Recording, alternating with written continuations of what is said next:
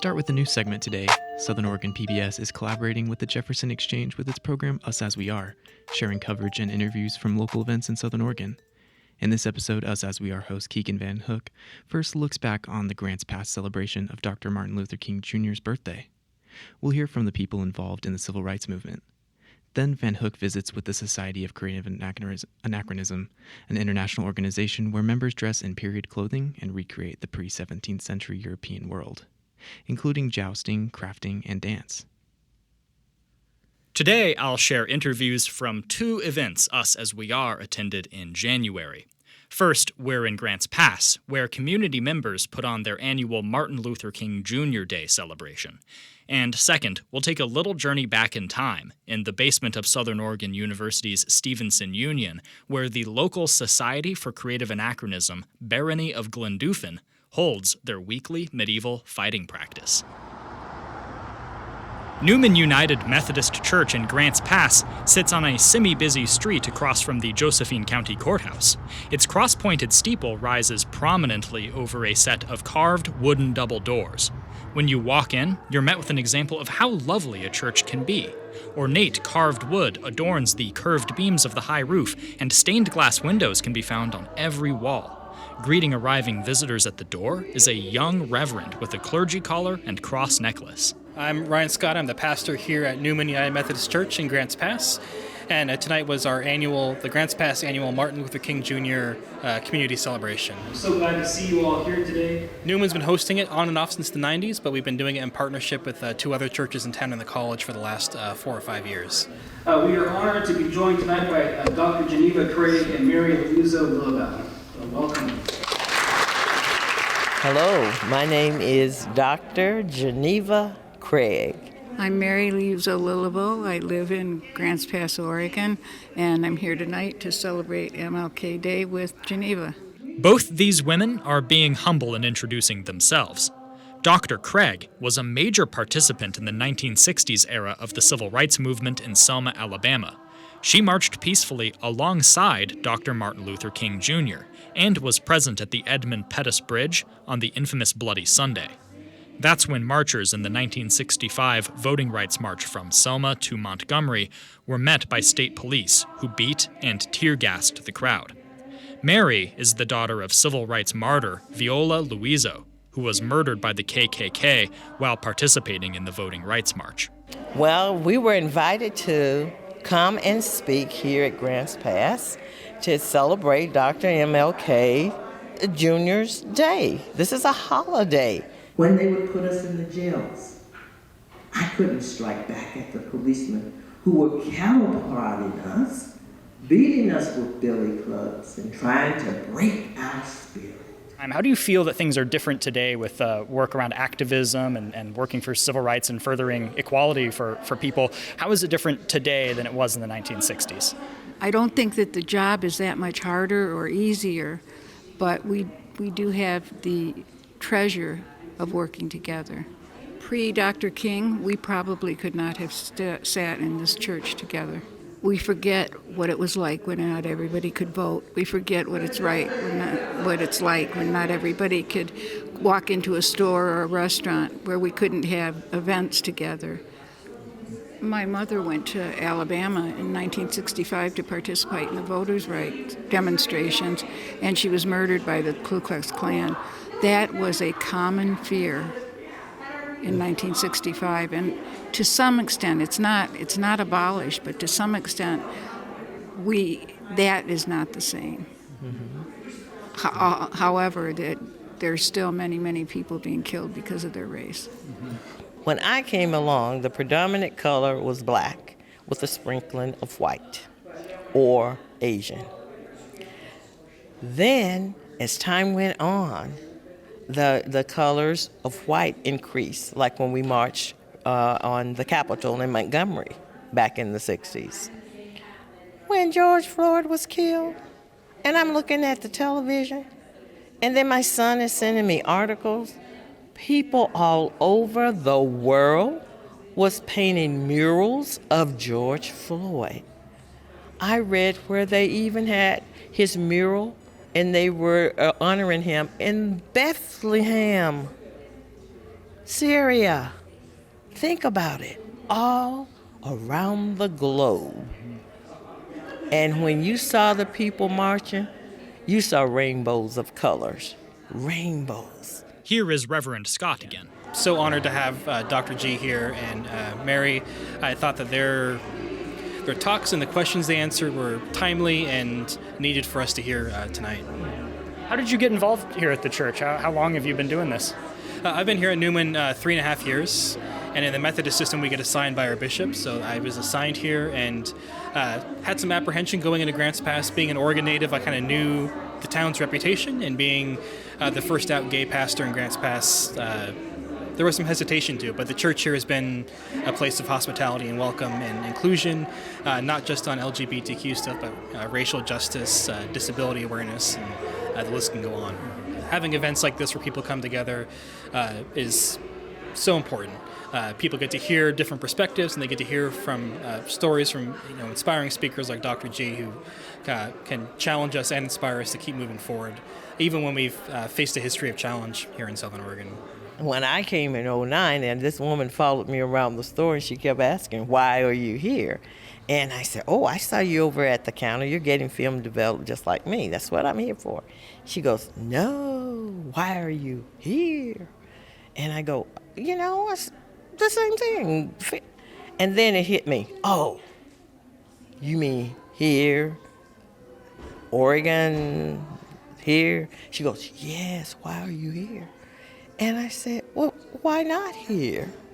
And she said, "There's not many of your kind here." I said, "Oh, honey, let me tell you. Come here." She leaned in, and I whispered in her ear, "They're coming." And from 2009 to now, I've seen a dramatic increase in numbers of people of color in Southern Oregon. Mm-hmm. And I don't think the door's gonna shut, and that they're gonna stop and that's it. They're gonna keep coming. Mm-hmm. Why? This is a wonderful place to live. You have 4 seasons. They're wonderful. And there are friendly people, welcoming people here in the state, and especially here in Southern Oregon.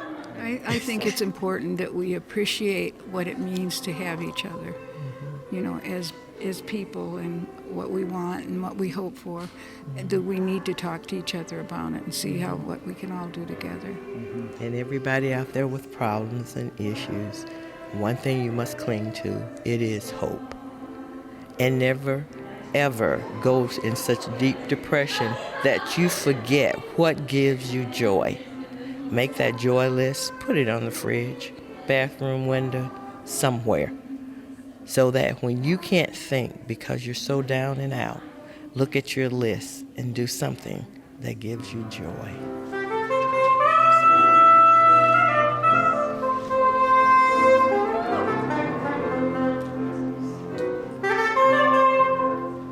Our second story takes us to the weekly medieval fighting practice held by the local chapter of the Society for Creative Anachronism. In the basement of Southern Oregon University's Stevenson Union, people dressed in the garb of ancient knights and royalty spar with weapons varying from foam-covered clubs to very real metal swords, ready to duel in organized matches. My name is Amy Harper. In the SEA, I'm known as Baroness Melisandria. I'm Baron Pierce, or Daniel Tharp, modernly. We are at our weekly fighter practice in the barony of Glendoofin in Southern Oregon, or the southern tip of Ontario.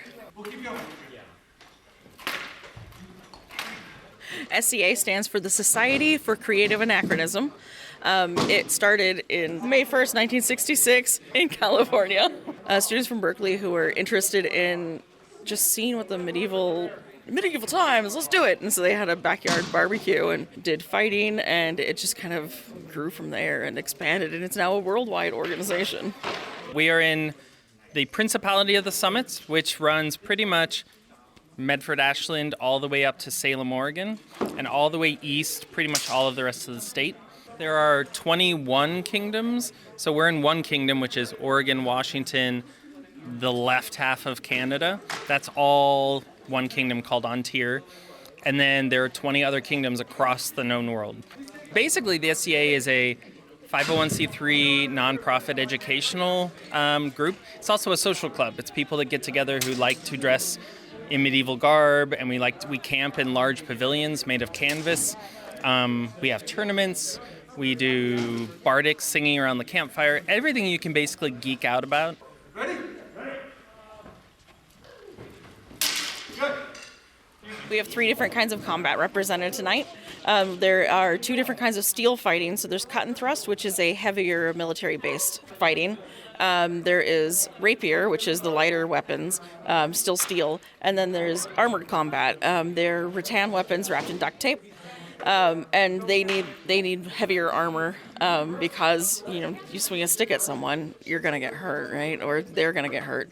And the big thing is none of these bouts are predetermined. There's no determined winner or loser. There's no usually the discussion is how many times do we want to fight, or they just keep fighting until they're tired. I think I heard something up here. I did. My name's Josh. In the SEA, I'm Ian Campbell. One of the more senior guys here. I've been doing this for 10 years. And as you can see, 10 years is not enough time. This is more of an early period Celtic sword. About 100 BC, I believe. And it's just one of my favorites because it's just so short and I get in really close with it. This is my Scottish claymore, or clade de live it could also be called, which translates to sword of 2 hands. And I like to use this against multiple opponents because it has these big sweeping movements. It's kind of what it was designed to do, is to fight multiple opponents or to break spear lines. And it is very, very fun to fight with. It may seem intimidating to some. Fighting is intimidating. People wearing really fancy garb or semi-fancy garb can be very intimidating. But when we started, our garb was made of bed sheets. And we were wearing normal shoes, and we were using camp chairs. And there is a very low bar to get involved. The only rule in the SCA is you make an attempt. Do you think it would be possible for me to strap on some armor at some point and show people how easy it might be to get involved? Of course. Do you want to do that right now? Sure, why not? We're here. This isn't the prettiest of armor, but... Within minutes of making my request to attempt battle, I was clad in thick plastic armor. I was handed a heavy foam-enwrapped saber and set to work trying to land a hit on my opponent. The sword's weight and my untrained movements made for quite the sight. Explain the physical exertion aspect of this. I am so tired. I am drenched with sweat underneath all this armor. Everything I'm swinging around here is super heavy. Yeah! That's it! Yeah, very nice. 3 cheers for the newest fighter, Glenn Newfin! Hip hip! Huzzah! Hip hip! Huzzah! Hip hip! Huzzah!